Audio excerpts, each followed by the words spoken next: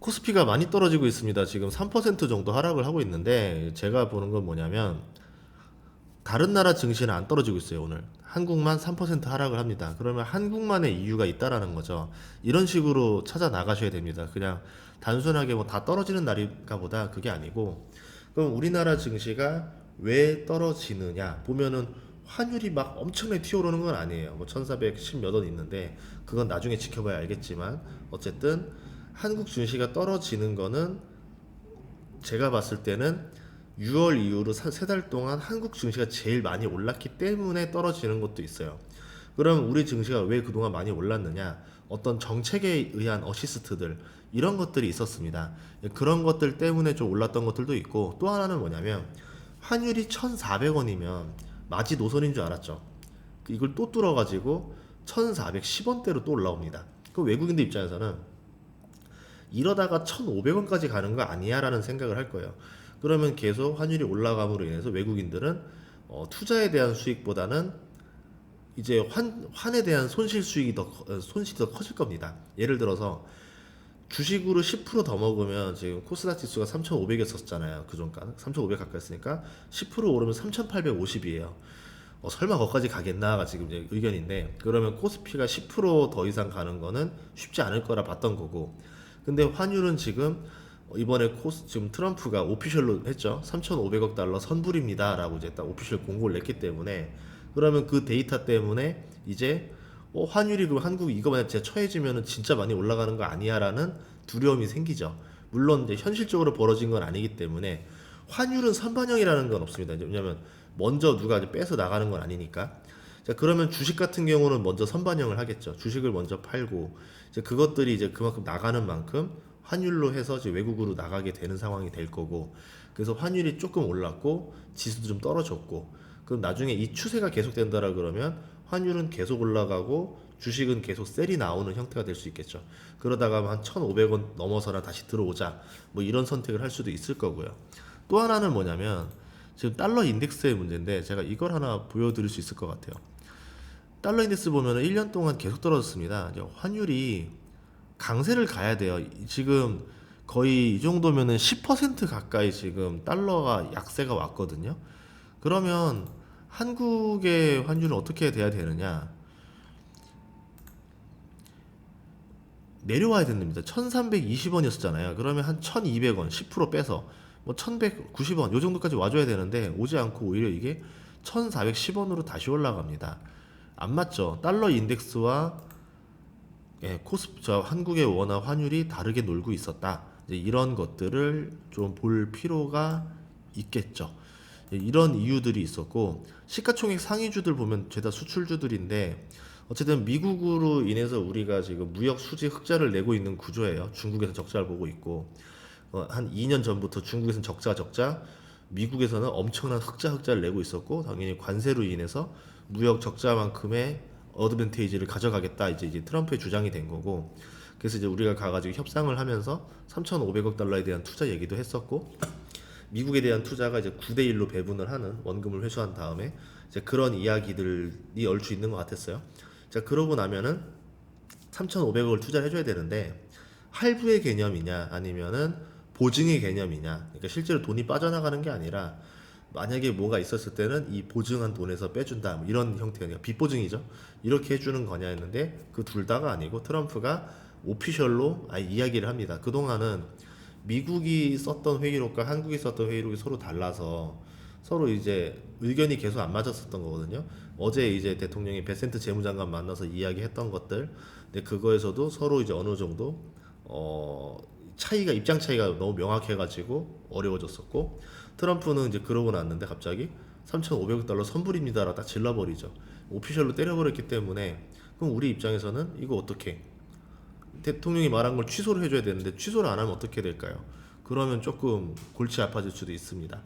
이제 그런 점들이 더 반영되면서 지금 코스피에서도 한 6천억 정도 매도하고 있고 외국인들이 선물 시장에서도 좀 6천 계약 정도 가까이 해가지고 지금 매도가 나오고 있다라고 볼 수 있고 또 어제 그게 있었어요. 미국 GDP가 생각보다 잘 나왔어요. 그러면서 이제 금리가 미국채 10년물 금리가 4.0까지 갔다가 4.2 가까이 왔습니다. 금리 인하가 쉽지 않을 것이다라고 보는 거죠. 그런 금리가 좀 더 오래 가게 되니까 미국 입장에서도 증시라든가 기술주라든가 여기 입장에서는 너무 기대했던 것들이 다시 돌아오게 되니까 아무래도 올라갔던 폭이 조금 낮아지게 되는 거고, 그러면 한국 같은 경우는 여기에 조금 더 있었던 거고. 근데 그렇다 치더라도 다른 나라도 이건 데미지를 먹어야 되는 영향인데 한국만 데미지를 많이 먹었어요. 이게 뭐냐면 제가 생각하는 거는 하나의 이론은 이겁니다. 한국은 3,500억 달러를 미국에 선불로 투자할 수 없습니다. 예. 그래서 통화 스와프 얘기를 했던 거고, 베센트 재무장관이랑 이게 딜이 빡 통했으면은 이걸 가지고 하는 건데, 솔직히 그것도 상당한 부담이 가는 일이에요.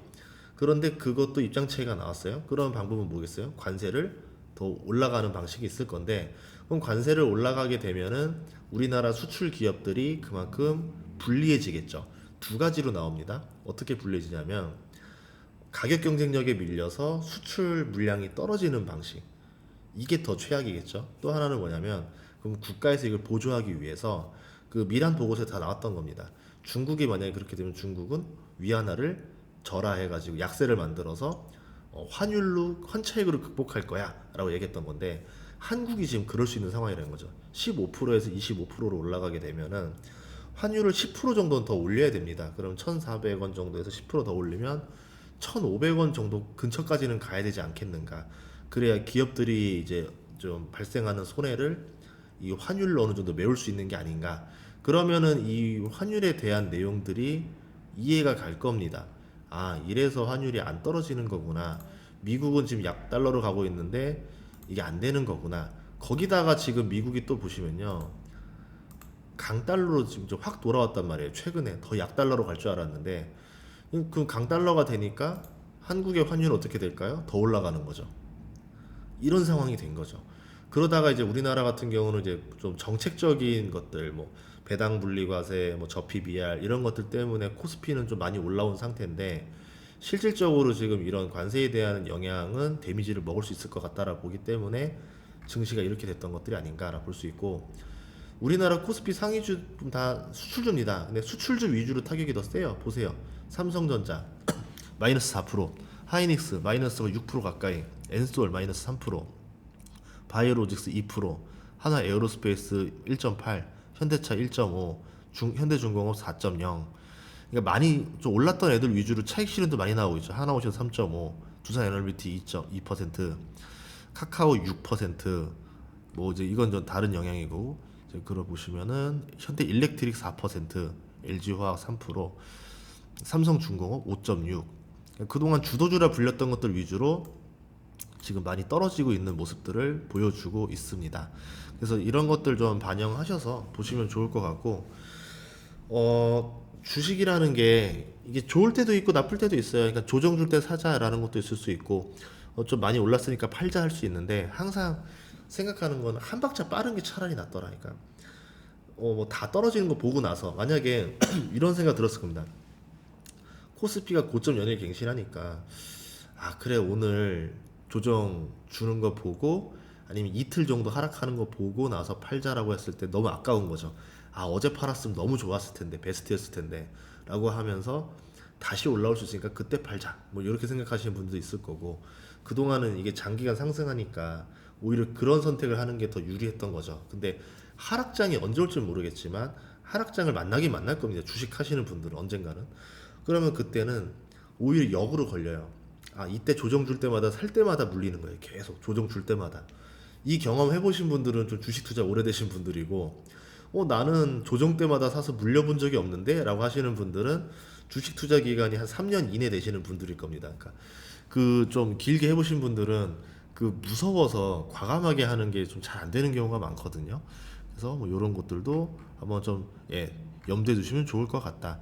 그래서 오늘은 좀 너무 독특해가지고 한국 증시만 좀 떨어지는 상황이라 여러분들이 좀 궁금할 것 같아서 한번 내용을 찍어봤습니다.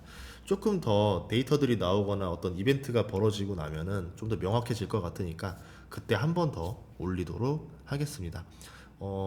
제가 좀 최근에 이번 주에 그 행사가 되게 커가지고 계속 행사하고 저희가 또 주최적으로 하는 행사들도 하고 하느라고 영상을 많이 못 올렸었는데 이제 뭐 할 거 다 했습니다. 외국도 지금 갔다 올 것들은 이제 거의 근래 들어서 다 갔다 왔고 행사도 다 끝났고 이제 본격적으로 영상을 많이 찍으려고 하고 추석 때는 주식 초보자들을 위해서 저 왕초보 주식 제가 한번 특강을 그냥 무료로 영상에 올리도록 할 테니까 또 추석에 할 일 없으신 분들 많은 시청 부탁드리도록 하겠습니다. 고맙습니다.